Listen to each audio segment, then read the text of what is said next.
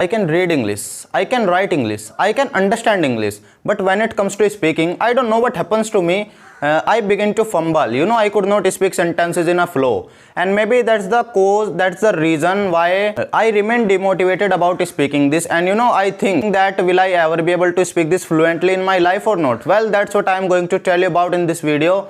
Well, here comes two most important questions. The very first question is, why does it happen with us? Why could we not speak even after even after that we are able to write English, we are able to understand, and we are able to read it, but still we are not able to speak this? Why does it happen? The very first question is, why does it happen? The second question is that, what is the solution of this problem? What is the solution of this problem? Well, both of these questions I am going to answer in this video. So what you have to do is to keep watching this video till the end. So without any further delay, let's get started. So the first question is, why does it happen with us when we are able to understand, when we are able to read, when we are able to write? So why could we not speak English? It happens because of the lack of practice. Practice is the only solution of this problem. Well, you will have to practice whatsoever you know. You have to try to execute that in your conversation with whomsoever you talk, with whomsoever you have conversation. You have to try to speak. You have to try to include some English sentences into your conversation, right? You have to try to speak, because practice is the only key to be fluent in English. This is the only way to learn this. This is the only way to improve your English, right?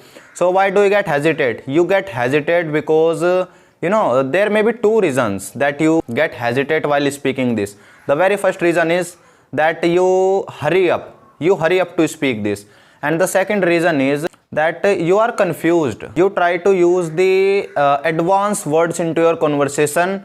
You have to try to use simple words in your conversation. Use as simple words as you can, right? So you have to avoid using the hard words into your conversation.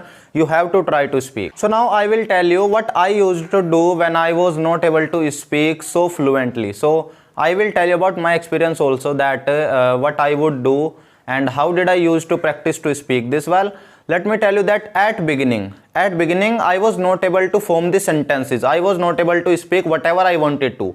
So what I did was I crammed sentences. I used to watch English movies, and I used to watch English cartoons, and a few dialogues of the cartoons, a few dialogues of the movie, I used to mimic them. I used to imitate those dialogues. I used to imitate those sentences which used to be spoken in cartoons. So I used to repeat those. So this is how I could practice, and I did not even get bored, and this is how I did practice. You also have to follow the same way to be fluent in this language. Well, it will come by practice. It will take a little time, right? It will at least for about 1 month you will have been fluent in English. Believe me, if you will try to speak. Now you have to think that in a day, at least for 1 hour, you must have to speak English. Make sure that at least for 1 hour, you must have to try to speak English, right? Don't think, irrespective of being incorrect, right?